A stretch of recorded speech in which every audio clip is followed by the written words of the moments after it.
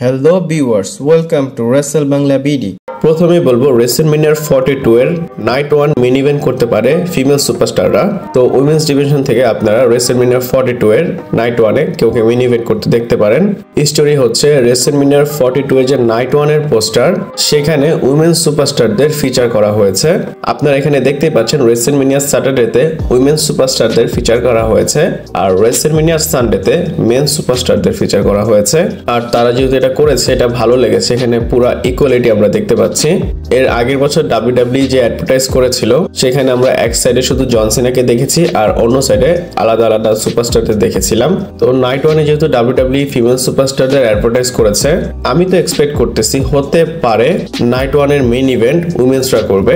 এবং অনেক ফ্যানরা প্রতি বছর ডিমান্ড করে যে WWE এর কাছে দুইটা নাইটের ইভেন্ট আছে, বা একটা ইভেন্ট যদি 2 নাইটের হয়, তো একটা নাইট আপনারা উইমেন্সদের দিবেন আর একটা নাইট আপনারা মেন্সদের দিবেন। আর এমনটা করলে আসলে আমার কোনো প্রবলেম নেই। আমি জাস্ট এটা বলবো, যদি আপনারা মেইন ইভেন্ট করতেই চান তাহলে সেটার পিছনে সেন্স থাকতে হবে। জাস্ট এটার জন্য মেইন ইভেন্ট দেন না যে আপনাদের দিতে হবে যে একটা নাইট আমরা উইমেন্সদের দেই আর একটা নাইট আমরা মেন্সদের দেই। এমনটা করলে হবে না। স্টোরির পিছনে ইন্টারেস্টিং কিছু থাকতে হবে যেন এটাকে মেইন ইভেন্টে দেওয়া যায়। আপনারা যদি WrestleMania 35 দেখেন, Ronda Rousey, Becky Lynch, Charlotte Flair main event করেছিল। ডেফিনেটলি সেটা মেইন ইভেন্টের মতোই একটা ম্যাচ ছিল। এটা নিয়ে কিন্তু আমার কোনো প্রবলেম হয়নি। আমি বোঝাতে চাচ্ছি WWE যদি ফোর্সফুলি কোনো কিছু করে তাহলে কিন্তু দেখতে বেশি ভালো লাগবে না। আমি হোপ করব এখানে ভালো ম্যাসিভ একটা ম্যাচ হবে, যেমন এইজেলি ভার্সেস নিকি বেলা, অথবা পেজ ভার্সেস নিকি বেলা, অথবা এইজেলি ভার্সেস পেজ ভার্সেস নিকি বেলা। এদের ট্রিপল থ্রেট ম্যাচও হতে পারে। এই ম্যাচগুলো যদি মেইন ইভেন্ট করে তাহলে কোনো প্রবলেম হবে না। তো আমার তো দেখে মনে হচ্ছে চান্স আছে ফিমেল সুপারস্টাররা মেইন ইভেন্ট করবে। আপনাদের কি মনে হয় আমাকে কমেন্ট করে জানাতে পারেন। এরপর বলবো WWE তাদের ওয়েবসাইটে ব্যানার আপডেট করেছে, আর এই ব্যানার আপডেট করে এখানে সবাইকে WWE সরিয়ে ফেলেছে, শুধু সেখানে জন সিনাকে রেখেছে। আপনারা হয়তো দেখতেই পাচ্ছেন এখানে শুধু জন সিনা আছে। শুরু থেকে লাস্ট যে জন সিনার ভার্সন ছিল সেগুলোকে দেওয়া হয়েছে, আর এটা অনেক বেশি আইকনিক লাগতেছে এবং বোঝাই যাচ্ছে WWE খুবই ইম্পর্টেন্স দিচ্ছে জন সিনাকে, আর দিতেই হবে। আর কয়েকটা দিন বাকি, তো 14 তারিখের পর তো জন সিনা এমনিতেই রিটায়ার হয়ে যাবে। আপনারা যদি WWE ওয়েবসাইটে যান, আপনারা শুধু জন সিনাকেই পাবেন। আমার কাছে ভালো লেগেছে। আর এটা যেহেতু WWE করেছে, এটা জন সিনার একটা প্রপার ডেবিউট বলবো। WWE যে সিদ্ধান্ত নিয়েছে এটা খুব ভালো সিদ্ধান্ত, আমার কাছে ভালো লেগেছে পার্সোনালি। আপনাদের কেমন লেগেছে আমাকে কমেন্ট করে জানাতে পারেন। এরপর WWE একটা ডেটার বিষয় বলবো। তো এই ডেটা হচ্ছে 2025 সালের সবচেয়ে বেশি ম্যাচ কে করেছে। তো আমি দেরি না করে আপনাদের বলে দিই। আপনারা হয়তো এখানে দেখতে পাচ্ছেন, এখানে টপ 4 আছে WWE wrestler with the most matches in 2025।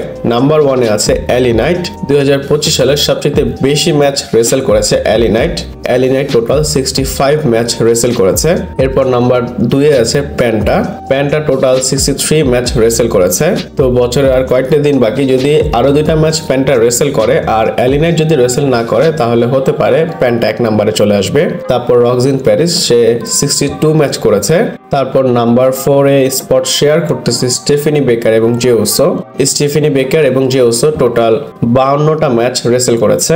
2025 সালে সবচাইতে বেশি ম্যাচ রেসেল করেছে এলি নাইট, দেন প্যান্টা, তারপর রক্সিন, এবং নাম্বার 4 এ আছে জে উসো এবং স্টেফানি বেকার। এবং আপনাদের কাছে আমি এটা বলবো, আপনারা কোনো ডেটা চেক না করে বলবেন 2025 সালের সবচেয়ে কম ম্যাচ কে রেসেল করেছে। এরপর আবার জন সিনার বিষয় বলবো।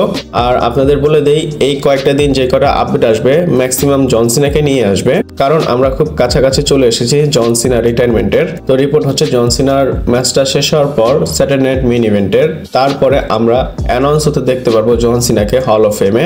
আমরা জানি WWE কনসিডার করতেছে জন সিনাকে হল অফ ফেমে দেওয়ার জন্য 2026-এর। তো এক্সপেক্টেড আছে WWE এই ম্যাসিভ অ্যানাউন্সটা স্যাটারডে নাইট মেইন ইভেন্টে করবে। এটা করলে ভালোই হবে, কারণ আমি চাই জন সিনা হল অফ ফেমে ইন্ডাক্ট হয়ে যাক, কারণ সে যদি একবার WWE থেকে চলে যায়, সে আবার মিসিং হয়ে যাবে। এবং আপনারা জন সিনার এই যে ফেয়ারওয়েল ট্যুর, এটা কি এনজয় করেছেন কিনা, বা আপনাদের জন সিনার বিষয়ে খারাপ লাগে কিনা আমাকে কমেন্ট করে জানাতে পারেন। এরপর জেউসোকে নিয়ে একটা আপডেট দিব। আমরা জেউসো এবং এলি নাইটের ম্যাচ মানডে নাইট রতে দেখেছি, আর এখানে থ্যাঙ্কফুলি জেউসো হেরেছে। আর WWE এই ম্যাচটা তাদের ইউটিউবে আপলোড করেছে। আর এইখানে লাইক এবং ডিসলাইকের রেশিও কি আপনাদের আমি বলে দিব। যদি আপনারা দেখেন, এইখানে 97% লাইক আছে আর 1% হচ্ছে ডিসলাইক আছে। 11,000 লাইক আছে আর 60-65 ডিসলাইক আছে। তো এটা যদি জেউসো জিততো, এটা উল্টা হয়ে যেত, 20,000 ডিসলাইক হয়ে যেত আর 1500-1000 লাইক হতো। জিউসের ক্যারেক্টার চেঞ্জ হলে হয়তো ভালো হবে আমার কাছে মনে হয়। আপনাদের কাছে কি মনে হয় আমাকে কমেন্ট করে জানাতে পারেন। এরপর জন সিনার ড্যাডের বিষয় বলবো, আর সে ভিন্স ম্যাকম্যানের উপর একটা কমেন্ট করেছে। সে বলে আমি এক্সপেক্ট করি ভিন্স ম্যাকম্যান জন সিনার লাস্ট ম্যাচে অ্যাপিয়ার হবে। আপনারা জানেন জন সিনার লাস্ট ম্যাচ হবে স্যাটারডে নাইট মেইন ইভেন্টে, আর 8-9 দিন বাকি, এবং এটা ওয়াশিংটন ডিসি থেকে হবে। তো এখানে শুধু ভিন্স না, এখানে ডোনাল্ড ট্রাম্পও আসতে পারে, এটার বিষয়ে কথা বলবো। তো জন সিনা সিনিয়র মানে জন সিনার ড্যাড বলে জন সিনাকে ভিন্স ম্যাকম্যান এই পর্যন্ত এনেছে এবং জন সিনা খুবই কানেক্টেড আছে ভিন্সের সাথে।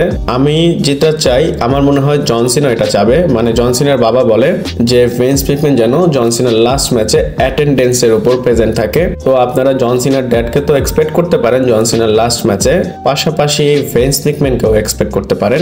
এরপর বলবো নিক খান ব্রক লেসনারের উপর কমেন্ট করেছে।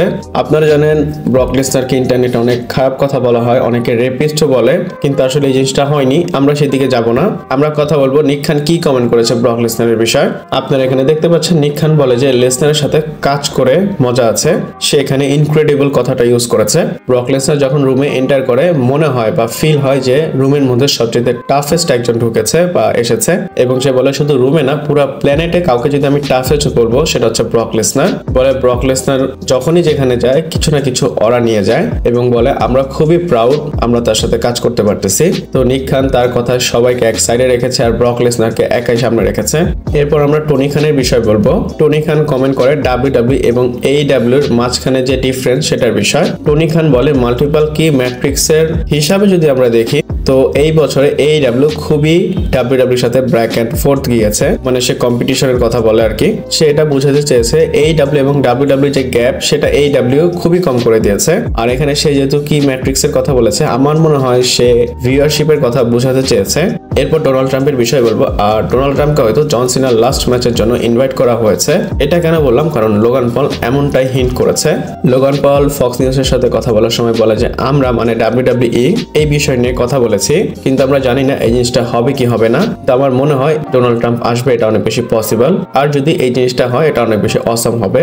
এবং দেখেন সে লাস্টে এটাও বলে ডাব্লিউডাব্লিউ কতটুকু পলিটিক্যাল যাবে আমি জানি না, so I am not sure. আমি যদি আমার কথা বলি, আমি বলবো ডোনাল্ড ট্রাম্প আসবে। ডাব্লিউডাব্লিউ যতটুকু পলিটিক্যাল যাওয়ার সেটা তারা গিয়েছে অলরেডি। 4-5 বার ট্রিপল এইচ হোয়াইট হাউস ঘুরেও এসেছে, এবং সে ইন্টারভিউতে অনেকবার হোয়াইট হাউসের কথা বলেছে, এবং বলে হোয়াইট হাউসের অনেকেই ডাব্লিউডাব্লিউ কে অনেক বেশি পছন্দ করে। আর ট্রিপল এইচ যদি রিলেশন ভালো রাখতে চায় জন সিনার লাস্ট ম্যাচে অবশ্যই ডোনাল্ড ট্রাম্পকে ইনভাইট করবে। ইনভাইট ডাব্লিউডাব্লিউ অবশ্যই করবে, সেটা ডোনাল্ড ট্রাম্পের পক্ষ থেকে অ্যাকসেপ্ট করা হোক বা না হোক, ডাব্লিউডাব্লিউ 100% ইনভাইট করবে। আর বিলিভ মি, যদি ডোনাল্ড ট্রাম্প ডাব্লিউডাব্লিউ টিভিতে চলে আসে তাহলে ডাব্লিউডাব্লিউ এগেইনস্টে অনেক বেশি আউটরেস হবে। আর ইন্টারনেট তো আছেই, যখনই এইসব হবে আমি আপনাদের জানিয়ে দেব। আর ভিডিওটা এই পর্যন্তই ছিল। আপনাদের কেমন লেগেছে আমাকে কমেন্ট করে জানাতে পারেন। ভালো লাগলে লাইক, কমেন্ট, শেয়ার, সাবস্ক্রাইব করে পাশে থাকবেন। পরবর্তী ভিডিওতে আবার দেখা হচ্ছে।